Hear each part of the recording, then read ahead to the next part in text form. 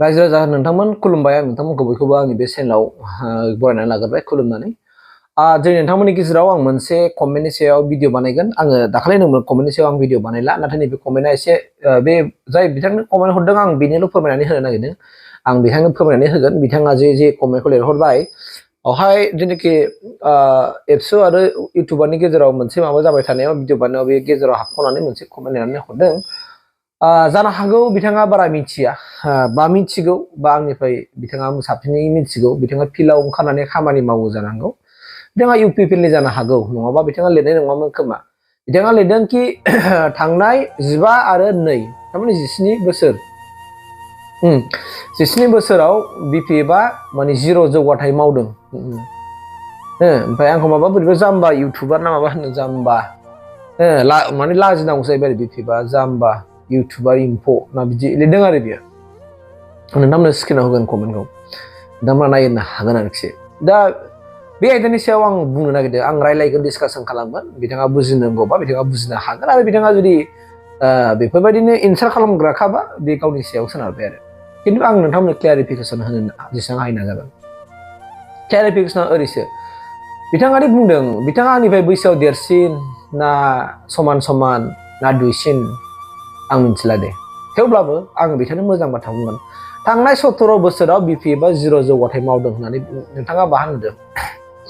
नोंथाङा प्रुफ होनो हागोन नामा कि थांनाय बोसोराव बिपिएफआ 17 बोसोराव जिर' जौगाथाय मावदों होननानै नोंथाङा जुदि फोरमान होनो हायोबा होदो रायजोनि सायावनो होदे नोंथाङा भिडिअ बानायनानै होबानो जाबाय बिपिएफआ जिर' जौगाथाय मावदों होननानै मा नोंथांनि मेगना खाना मा नोंथांनि गोसो गोरबोआ गेसाव नोंहा खोमा गैया खोनायाखै बा नोंहा मेगन गैया नुवाखै जे थांनाय 17 बोसोराव हाग्रामा महिलारिया जिर' जौगाथाय मावदों होननानै जेबो मावाखै अके अब्ला नोंथाङा 17 बोसोर गोसोखांहरबानो जाबाय 17 बोसोराव नोंनि साखाथि फाखाथि आं बुजिना लाबाय जे नोंनि गामियाव जानो हागौ लामाया जायाखै दिनैसिमबो सेंग्रेबेल दं बा माबा मोनसे दङ बा सेंग्रेबेल गोलैयाखै आं बुजिबाय दे खिन्थु नोंनि साखाथिजों थांनाय देवहा जे लामा जादों पिस जादों सिसि ब्लक जादों बे लामाफ्रा बै समाव बानायनाय नङाबा बबे समाव बानायनायमोन थांनाय 17 बोसोराव बे बिटिसिनि मोनब्रै जिल्लायावहाय हाग्रामाया जे एसेबां जौगाथायनि खामानि मावबोबाय बेखौ नोंथाङा मेगना नुवाखै नामा ना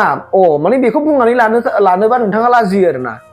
नोंनि गामिजों थांनाय नोंनि साखाथिजों थांनाय लामाफ्रा पिस पाक्का जाजोब्बाय सेंग्रेबेल जाजोब्बाय बेखौ मा नोंहा लाजिदों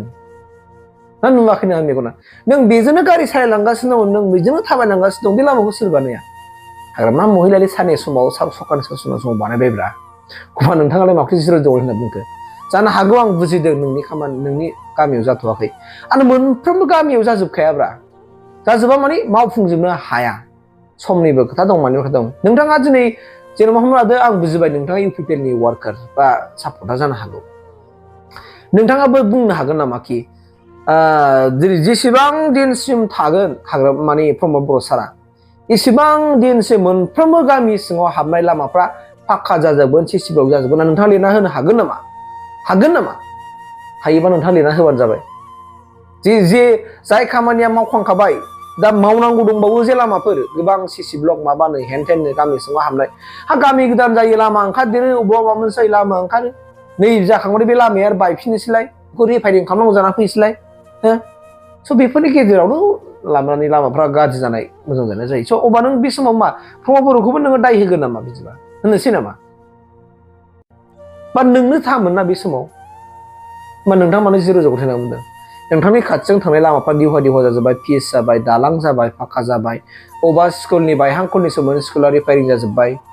बै समनि बाथ्रा बुंगासिनो दं दे आं नोंथांनि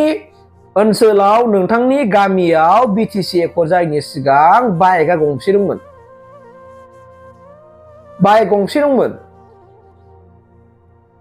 साखा खब्रै गारिया गंसे दंमोन दा नोंथांनि ओनसोलाव बाइकआ गंबेसे जाखो साखा खब्रै गारिया गंबेसे जाखो बै थांनाय 17 बोसोराव गोबां मानसिफ्रा बिटिसिआव थानानै बिटिसिआव खामानि मावनानै सोरबा कन्ट्रेक्टर जाबायनो सोरबा थिकादार जाबाय सोरबा माबा मोनसे बिजनेस मावनो हाबाय बेजों एसे एनै बाइक बायनानै लाबाय गारि बायनानै लाबाय बेखौ नोंथाङा नुवाखै बा जौगायाखै आरो बिटिसिनि सायाव जौगायाखै गोलाव थांनाय 17 बोसोराव जोंनाव बड'लेण्डआवहाय क'क्राझार जिल्लायावहाय मोनसे माने केम्पास दंमोन इउनिभार्सिटि केम्पास माने गुवाहाटी इउनिभार्सिटिनि आन्दारावमोन दिनै बियो आबुं फुल फर्म जाबाय मोनबाय जे फुलफिलमेन्ट जाबाय बड'लेण्ड इउनिभार्सिटि मोनबाय दा इउनिभार्सिटिनि खाथियावनो दिनै CIT कलेज जाबाय आरो बिथांनि समावनो लाबोनाय दा क'क्राझार माने मा होनना बुंदों मेडिकेल कलेज जाबाय इन्जिनियारिं कलेज जाबाय बिथाङा बबे समाव जानाय बियो बबे समाव जानाय सोर सरखार थानाय समाव लाबोआमोन दे नोंथाङा बुंबानो जाबाय बेखौ अब्ला मिन्थिनानै मानो मोनथियै बायदि जाम्बानि रल लायो जेनेबा नोंथाङा नुनानै नुयै माने थगायनो नाङाब्ला बिदि बुंनो नाङा जौगानायखौ बुङो आंथ' बुङो ओंखायनो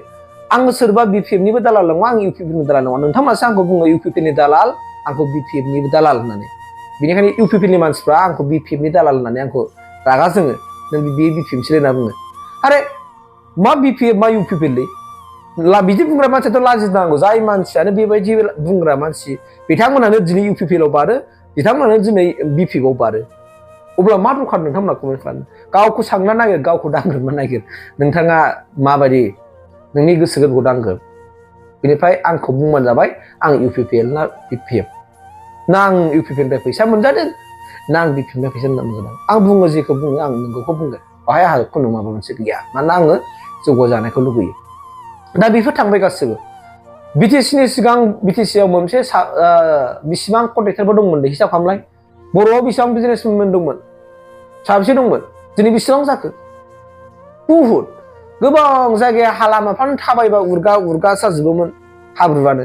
थाबायजायै अबस्थामोन बेफोर जाजोब्बाय दा दालां गैयामोन दालां जाजोब्बाय न'आव दालांखौ बानायजोबनो हायाखै बेखौ आं मानिबाय आरो हाग्रामा सारनि आन्दाराव जायफोरनाखि ग्रासरुट लेभेलाव खामानि मावो बिथांमोनासो स्किम लाबै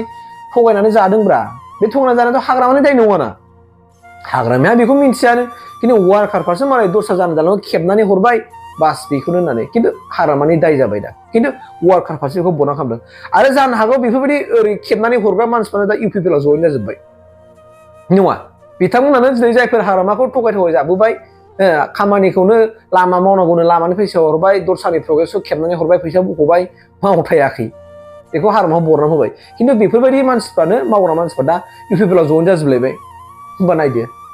बेखौ बुंबा दुखु मोनसैलाय ओमफ्राय बेनिखायनो जोङो नोंगौखौ नोंगौ बुंनांगौब्रा जेनेबा हाग्रामा सारखौ जिर' जौगाथाय मावदों होननाया बुहुलना बिराद गिदिर गोरोन्थिना बेफोरथ' मानो बेफोरबायदि बुंनो हायो हानोना हामाना बिदि बुंनो गथिखे आङो जेखौ बुंगोन थारखौ बुंगोन आरो आं बुंनो हायै बुहुद दंबावोलै भाइ बुहुद दंबावो आं हाग्रामा सारनि मावनाय बिथांनि सासननि समाव मावनाय बुहुद जौगाथाय दंबावो गोबां लाइमोनफ्रा साख्रि बाख्रि मोनबाय BTCआव नाय बेसेबां साख्रि आवलाफोर दं दा BDC माबायाव सेक्रेटारि अफिसावहाय बेसोरनि समाव मोननाय हाग्रामानि समाव मोननाय बिथांमोनखौनो बुंबानो जाबायना इडुकेसन डिपार्टमेन्टआव बेसेबां साख्रि सोदों बहा बेसेबां साख्रि सोदों हिसाब लाजोबदो हिसाब बिजोब नोंथाङा जुदि मेगन गुनुब्ला नोंथाङा जुदि मिथिगौब्ला नोंथाङा जुदि लिरनो फरायनो रोंगौब्ला नाथाय मालायनि बुंनायखौनो हय होननानै दा बुंथारै खाना दाजा मालाबाबो मालाया अबेबा जौ लोंनाय दखानाव बबेबा माबा दखानाव रायलायबानो जाया दै बेजों मालाबाबो जौगाथाय जाया फंबाय बा आदा आं नोंखौ बुंबाय आं गाज्रिबो बुङा आं रावखौबो गाज्रि बुंनो हानाय आंहा मोन्थाय गैया जास्ट आङो नोंखौ क्लियारिफिकेसन होफिनदों जे नोंथाङानो बुंनो हाग्रामाखौ जिर' मावदों होननाय बाथ्रायासो गोरोन्थि जादों ओंखायनो आं फोरमायदों हाग्रामाया जिर' जौगाथाय मावाखै डेभेलपमेन्ट मावदों आरो हाग्रामानि आफाङाव थानाय मानसिफ्रासो हाग्रामाखौ बदनाम खालामदों आरो बैसोरबायदि मानसियानो दिनै दा UPPआव बारजोब्बाय सोरबा माने BJPआव बारबाय सोरबा कंग्रेसआव बारबाय बे आरो बाथ्राया गथिखे जों बुजिलायनांगौ दरखार दं बेयो राजनितिनि मोनसे खेलासो आरो जों बेखौ सिरियासबो जों लानो नाङा बिथांमोनहा दिनै हाग्रामाजों प्रमद जों फुरा बुंलायगोन हौदौ खोथा बुंलायगोन बेखौनो जे जों गामि सिङाव थांनानै जों बुद्दा बुद्दि जालायनांगौ लोंनाय जानायाव नारखांलायनांगौ बे नङा आं बेनि थाखायनो मोजां थाखायसो बुंदोंब्रा आङो आरो राजखान्थि दैदेनगिरिनि बाथ्राफोरखौ लानानै गामि सिङाव दैदेनजानो नाङा गामिनि गोजा बाहाय मोनफ्रोमबो दल संगठन थायोबा बिथांमोना खौसेथि गामिखौ दैदेननांगौ जुदि सोरबा राजखान्थि दैदेनगिरिनि बाथ्रा लानानै जुदि गामियाव नांलाय खमलाय जायोबा गामिया जौगानाय नङा गामियाव खुनु मोनसे इउनिटि फैनाय नङा लास्ट समाव बे गामिया गोदोलांगोन अबा मिनिजागोन आरो नोङो राजखान्थि दैदेनगिरिनि बाथ्रा लानानै जुदि गामियाव नांलाय खमलाय बुलाय सोलाय खालामोबा बेखौ समाधान खालामनो राजखान्थि दैदेनगिरिफ्रा हाया गामिया हागोन गामिनि गावबुरा गामिनि इन्टेलेक्सुयेल गामिनि साननो हनो गोरों समाज सिबियारि बिथांमोनासो गामिखौ सामलायगोन गामिखौ दैदेनगोन बेखौ गोसोआव लाखा बेनिखायनो मालायजों दा दैदेनजा ओंखायनो दिनैनिफ्राय नोंथाङाबो बिदि जानला मोनला खोथा बुंनायखौ माने गोजानाव थादो नङाबा नोंथाङाबो गाबोन बिपिअ बारफिनगोन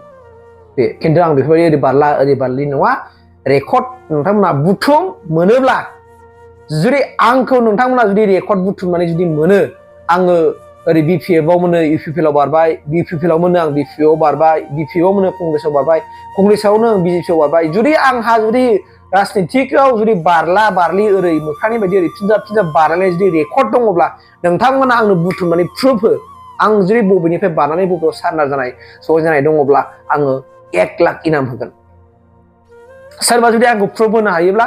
आङो दिनै उमुक राजखान्थि हान्जानिफ्राय उमुकआव बारनाय ओरै फैनाय हुरुस्थुर फैनाय जुदि मानसि जुदि आंखौ सोरबा प्रुफ होनो हायोबा 1 लाख बान्था होगोन आं 1 लाख नोंथांमोना आंखौ बुंबाय थायो बिजेपिनि दालाल बिपिएफनि दालाल इउपिपिएलनि दालाल होनबाय थायो दे नोंथांमोनहा दे